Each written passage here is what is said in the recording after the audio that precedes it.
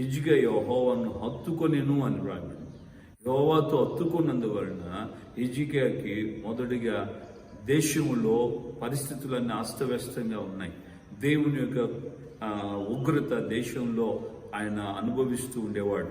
కానీ ఎప్పుడైతే ఆయన రాజరికానికి వచ్చాడో వెంటనే మొదటిగా దేవుని మందిరపు తలుపులు తెరిపించి దేవుని మందిరాన్ని పవిత్రపరిచాడు. సెకండ్, మనం గమనిస్తే దేవుని మందిరంలో నిలిచిపోయిన ఆరాధనలు ప్రారంభించబడ్డాయి. థర్డ్, మనం ఆయన జీవితంలో గమనిస్తే ఆయన యొక్క జీవితానికి దేవుని హస్తం ఏ విధంగా సహాయం చేసిందో, ఏ విధంగా ఆదుకున్నదో మనం గమనించవచ్చు.